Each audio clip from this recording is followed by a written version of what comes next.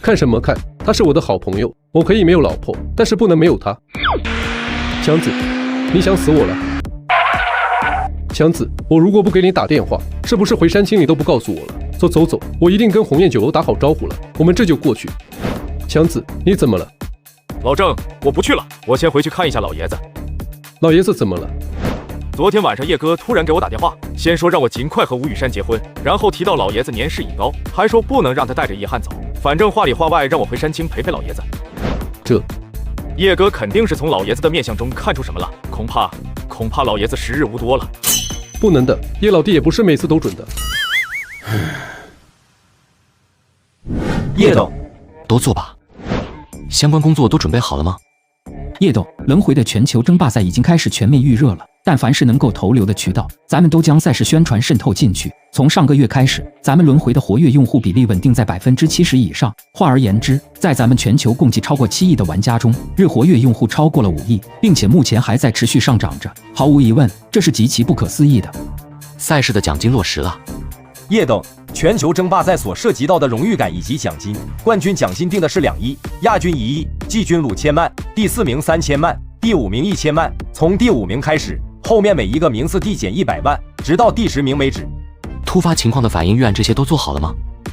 有的，待会就给您过目。咱们将各种有可能会出现的突发状况都考虑到了，并且全都一一做出了针对性的预案。干得不错，怎么还有什么顾虑吗？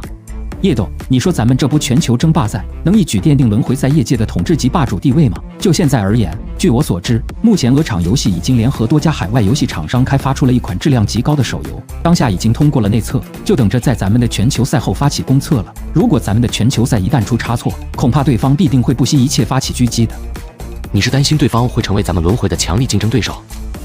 据悉，那款暂时还未正式命名的手游是由鹅厂游戏、老美的暴雪，还有任天堂等多家企业的精英团队联合开发，目的就是为了狙击轮回。虽然那款游戏的信息一直都处于保密状态中，但是不难想象，由这些巨头联合开发的产品必然差不到哪儿去的。甚至说句长他人志气灭自己威风的话，在开发实力上，咱们自认绝对是比不过对方的。轮回的诞生，更多是咱们在有如神助的状态下搞出来的。现在要让咱们再搞一款能够比肩轮回，不，即便是跟轮回相去不远的游戏，咱们都没那个信心。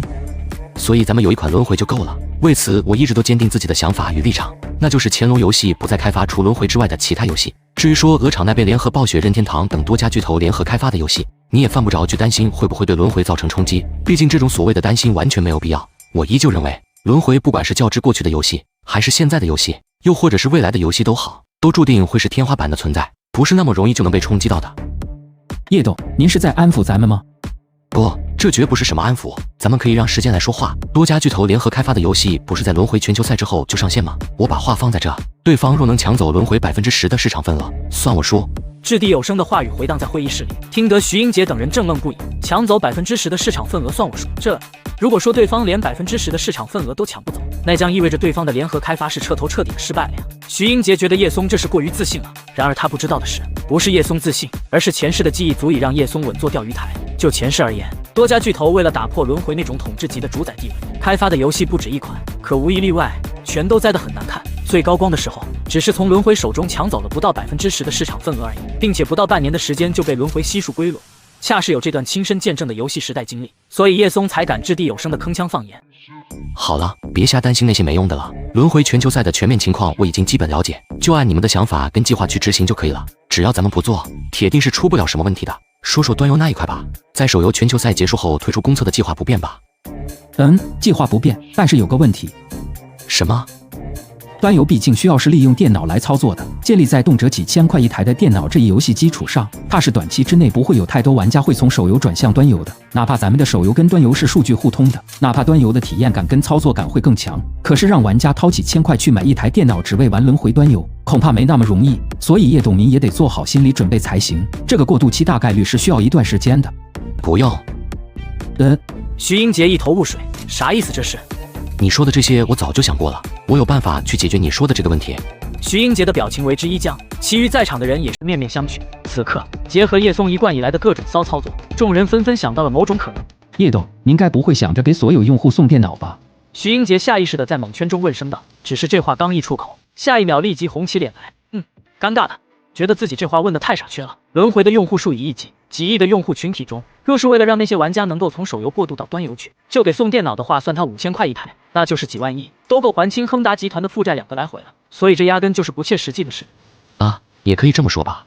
这一刻的徐英杰彻底傻眼了，双眼瞪得犹如铜铃般，瞬息间呆若木鸡。真的要给轮回玩家送电脑？没等徐英杰缓过来，不过那不是白送，毕竟轮回的玩家基数摆在那，哪怕我是开印钞厂的都送不起。所以我的想法是，轮回用户可以通过充值获得轮回官方提供的定制版电脑，至于充值数额，就定在电脑本身价值的1.5倍。通过充值送电脑？你是不是想说，就算不送电脑，广大用户该充值还是会充值？首先，这个世界上没有十全十美的事儿，想着广大用户能够主动从手游过渡到端游，以此进一步增加玩家的粘性跟沉浸度，又不想付出点代价，这怎么可能？如果咱们不走这个福利政策，那么面对几千块一台的电脑，端游那一块还不知道得多少年才能普及开来。先不说广大用户会不会差那几千块，就说为了玩端游，便掏几千块出去买电脑，这得啥条件的家庭才敢这么浪？但如果是充值送电脑的话，情况就不一样了。毕竟大多数用户多多少少都会时不时进行一些充值的，长年累月下来，估摸着也少不了。一旦有了送电脑这个福利政策，我相信不少人都会有那种意向的，从而能够缩短那个过渡周期。再就是，这对于咱们而言，不就是左手进右手出吗？只是这种方式对于广大用户，多少有点刺激性消费了。叶董，恕我直言，一旦咱们实施这种战略的话，会不会引来外界的抨击跟诟病？您最清楚，咱们轮回一直都在强调，不建议用户氪金，轮回本就不是靠氪金就能变强的游戏。一旦咱们推出这种福利政策，它是免不了会引发负面舆论的。到时绝对会有人说这是诱导用户充值，绝对会拿咱们之前说过的那些话贴出来进行所谓的打脸。你说的没错，这是绝对避免不了的，但我有应对办法。你们只管在游戏中增加一个专项资金栏，届时用户冲着送电脑这一福利进行的充值将会储存在专项资金栏中。如果用户没有用完的话，1-2年后可凭借专项资金栏中的数额向官方发起提现。什么？其实今天过来我还有件事是想跟你说的，我准备让乾隆游戏连同华国银行开展合作，开设将游戏资金进行提现的渠道，继而进一步发展咱们的移动支付。换而言之，以后游戏里的资金跟现实中的货币没有区别，用户甚至可以用轮回里头的游戏资金进行线上线下的个人消费，后台系统会根据数额的增减做出相应的转换以及扣除。这一点也是咱们乾隆游戏接下来的任务所在，那就是打造出针对性的系统来。游戏资金进行提现，打造轮回的移动支付。叶董，华国银行那边能跟咱们搞这些？这事交给我就行了，我有把握能够搞定。徐英杰说不出话来了，脑海中不受控的开始想象起来，如果叶松的计划成型，那么当轮回有朝一日成为人类生活中的一部分后，轮回支付会不会成为继信信支付跟阿里支付之后的第3大移动支付？不，信信支付跟阿里支付更多只是华国人在使用而已，而轮回的用户则是囊括了全球。届时若是轮回支付成为现实并且取得成功的话，体量定然会超过信信支付跟阿里支付啊！如此一来，又岂不是意味着他们乾隆游戏将会成为一台掌控着无数资金的金融机器了？想到这一点，徐英杰大脑一片空白的连连蠕动起了喉咙。我对轮回的定义从来都不只是一款游戏，从来都不是。